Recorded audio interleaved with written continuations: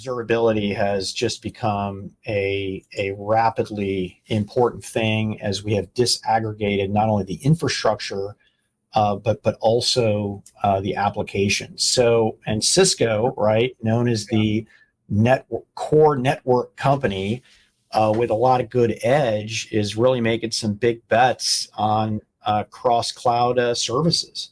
Yeah. Yeah, Q2 earnings came out. There was, some softness in sales, Pat. I know you weighed in on this. Networking was down 12%.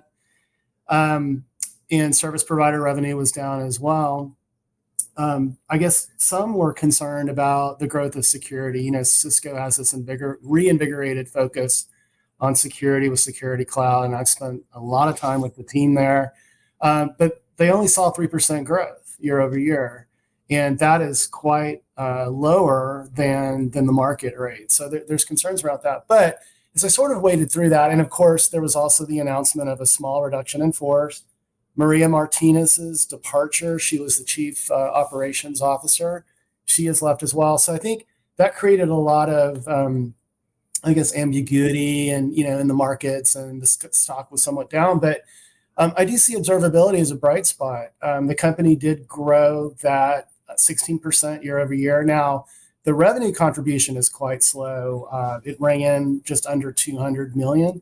But when you think about Splunk and the likelihood of that being approved and what that brings to Cisco with that $28 billion transaction, I do think when you look at Q2, observability was definitely a bright spot and something to be bullish about as Cisco really leans into all of these prior acquisitions with AppD and with Valsize and the CDN and others. I mean, they're really creating some net new value for their customers. Yeah, it's there were a lot of bad takes on the Cisco earnings. I have to admit. Now, I've always thought that we were smarter than the equity Wall Street guys, but that's just throwing shade. The thing about it is we just look at different things, right? Mm-hmm.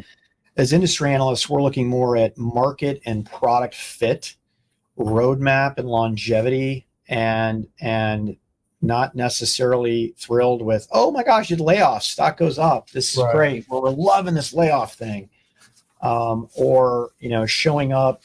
And again, I actually have a finance degree, so maybe I know this stuff, but essentially the theory of the valuation of a company is the accumulation of net cash over an infinite period of time, right? And so I guess we're looking at the same thing, but maybe not. I like their network as a service. I like their security as a service. I like observability as a service, and everything they do where you can make money regardless of where that switch is sitting, mm-hmm.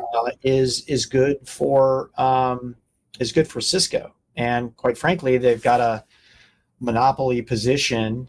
By the way, it's not illegal to be in a monopoly, but if you have over 50% share in the data center network switch market,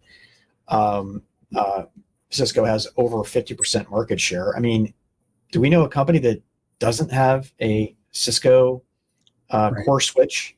Right. I mean, sure, there's top-of-rack switches, there's spine and leaf, and all this stuff, but your core switch, more likely than not, is going to be Cisco.